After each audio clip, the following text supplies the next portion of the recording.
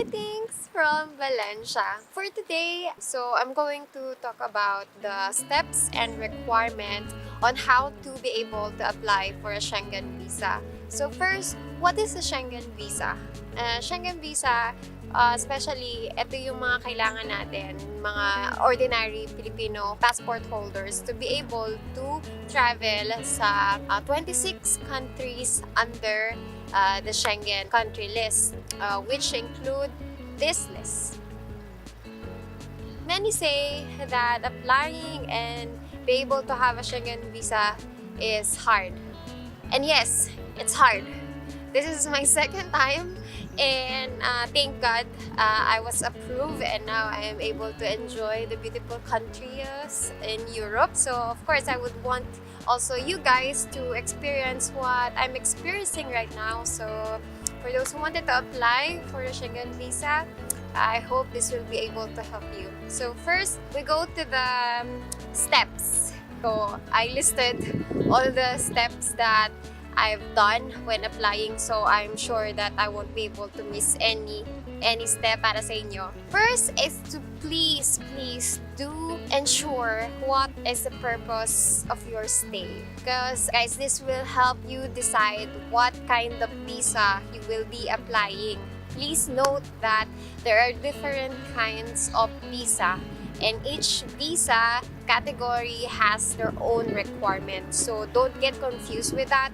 Don't just focus on, I wanted to get a Schengen visa, I'll just apply for a visa. But then again, what kind of visa would you be applying? So be sure which one you would like to take. To give you a clear image of what I mean with different kind of visa category, there is a tourist visa, family visa, for like student visa. It depends on the country that you will be applying. It's not just tourists, so there's more option for you, more chance of winning. Second step is for you to know what embassy you're going to apply for. So how to choose the right embassy for you? There are two options. The first one is to go to the embassy of the country you're planning to stay the longest. So it means if you're planning to stay in Germany for a month, you go to the German embassy. If you're planning to stay in Europe for a total of a month and then you wanted to kung ano yung pinakamatagal kayong mag-i-stay na bansa, that's the embassy that you're going to apply for. The second option would be to apply to the embassy of the first entry country. This means, ito yung unang country na papasukan nyo, or yun yung plane ticket nyo sa Europe. If you have a ticket you're going to, let's say, Greece, so you're going to apply to the Greece embassy. Even though you're just going to stay there as an entry, that's another option for you. Third step, which is very important not to miss, is to schedule an appointment to your chosen embassy. Guys, nowadays, I noticed na nagkakaubusan na ng schedule sa embassy. Like, when I tried to apply for a German embassy and mag-schedule ng appointment there, I think the whole month that I wanted to apply, that I needed to apply, are already fully booked. So it would be easier if you book an appointment first before buying the plane ticket, because you don't want to have the ticket already and then you can't even schedule an appointment on the month before your flight, diba? So it's very important to schedule an appointment.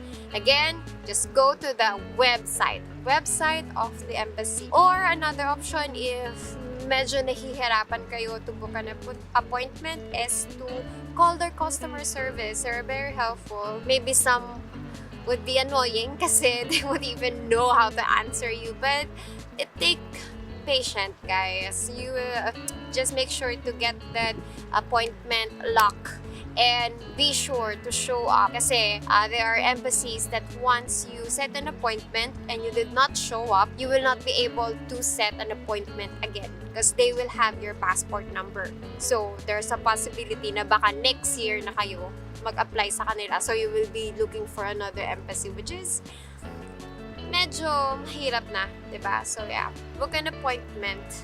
Now to the fourth step. It's a bit cold in here. Kahit na maaraw, guys. sobrang giniginaw pa rin ako. So, ito na.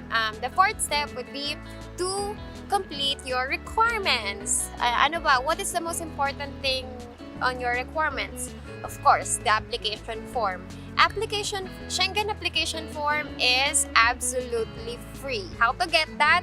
Easy. Again, go to the website of the embassy and you will see they will offer you a printout of the application form, and you can just put all your information there and then signature, print it, and make sure not to leave any number or question blank. Kailangan lahat yon malagyan nyo ng information, and make sure that the information you're going to put there are correct. Be honest. Para lang kayong nag-e-exam sa school. Kailangan as in detailed, right spelling, right phone number, email address, and right passport number. So once you have your application form ready, the next thing you need to do is to complete the other requirements. Again, I won't be going into details of the exact requirement that you will be needing, because the requirement, as I said, depends on what kind of visa you're going to apply for. But I would share to you guys yung mga basic requirement, which what I would say about basic is that lahat, any visa category require this requirement. So, ito yung mga, siguro ito yung unahin nyo, and then i-check nyo na lang kung ano pa yung mga hinihingi na requirements dun sa category, visa category na pinili nyo. So, I list them down for you. Ito yung mga pinaka-common requirements. The first one, as I said, the application form. The next one is a valid passport. Guys, make sure you have a passport na. Passport should be valid at least 6 months. Make sure na hindi kayo close sa expiration date nyo. Kailangan there is at least a 6 month valid for your passport. And then, the third one is original or provided by the PSO na birth certificate. If you're married already, a marriage certificate is also required. And then next one would be a bank statement. Normally, I notice a bank statement, they're always requesting for a 3-month. Some embassy asks for a 6-month statement. But to be on the safe side, or para mapakita nyo na talagang kaya nyong isuporta yung sarili nyo, is to provide a 1-year bank statement. And then, you also need to have an updated NBI Clearance. Travel documents. This is the plane ticket and all your hotel reservations. So you need to just print them out, and you would also need a health insurance. To give you more, I will not go further with the health insurance. Basta health insurance should cover the days that you will be in the Schengen country. Okay, the fifth step, this step had been very, very helpful for me para to make sure that all my requirements are complete and that I did not miss anything, is for you to make a checklist. You don't really need to make your own checklist. The checklist will be provided dun sa website ng embassy. So, let's say, I wanted to apply for a tourist visa. So, they will give you like a tourist visa checklist. So, once you filled out, meron akong birth certificate, check. Meron akong marriage certificate, check. Application form, check. So, i-check nyo lang yon. So, galing na yun sa kanila for it's para matulungan na wala na kayong mamimiss. So once you go to the embassy on the scheduled date, complete na, pack na, pwede nang ilaban. So make sure that all the needed information in that checklist is complete. Now you're almost done.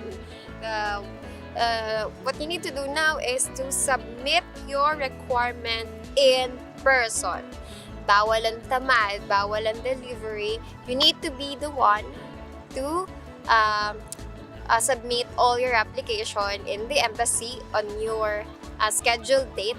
Remember, kasi kailangan kunan kayo ng embassy ng biometrics.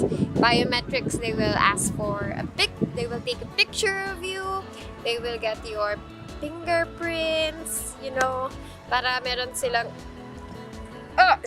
information na magsusupport ng mga documents nyo. Also, I did not really experience some interview or major interview as dun sa tulad ng iba, but just be aware of all your requirements. Make sure you're familiar with them. Make sure you really know you really know what you have, kung ano yung mga talagang ano yung intention mo papunta sa Europe. Kasi there are times that when you submit your requirement, yung mga they might ask a little question like, oh, how long are you planning to stay in Spain? Where are you planning to stay?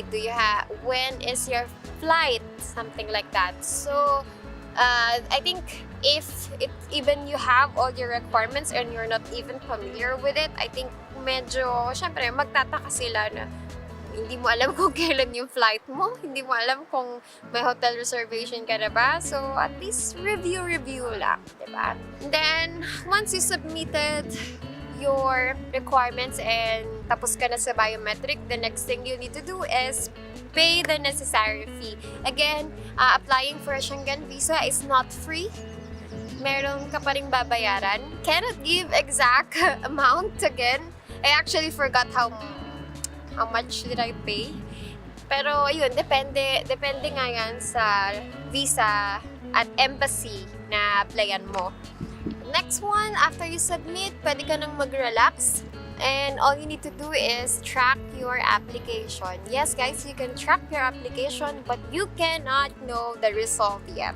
You can just track kung na-review na ba nila, natapos na ba nila. So either you can track it through their website or they can send you a text message regarding kung ano na ba yung status ng application mo. For me, actually, I received a text message after a week of submitting it that my application is already ready for pickup. So, ayun, pray na lang. Then, the last step, of course, is to collect your passport. Before I forgot, guys, when you apply for a Schengen Visa and you submitted all your requirements, kasama sa mga requirements nyo yung passport. So, they will be having your passport during the time they're reviewing your application. So, it means that you cannot go anywhere out of the country while they have your passport. So, plan ahead of time. And so, once they be able to review your application, they will call you, message you, or whatever, email you for you to pick up your passport. So it's either there are options that they can have it delivered to you if you're not in a rush. I think there's another fee for that, and another option is that for you to go to the embassy to pick up yourself, like what I did. I think if you're around Manila, around Makati, or you're close to the embassy, it would be better if you pick up by yourself instead of having it delivered to you, kasi it takes time and days before the carrier bring you your own passport, diba? So, and save money na rin. So, yeah. So, guys, that's all the steps and requirements.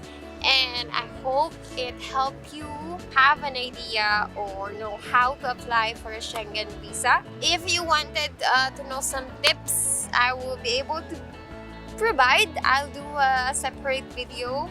So if you like this video, like and share and subscribe for more of me and my hobby-dubby, more adventure here in Europe. Bye! Traveling is expensive. You don't need to give up your dreams just because you think it's impossible to travel with all those expenses and responsibilities that you have with your family. You just need to develop the skills that people are willing to pay for. And to help you with this, there is Skillshare. You can learn and develop your skills by the help of those professional people who share their experiences. Skillshare is the best place to start. Find your passion and the one thing that people are willing to pay real money for.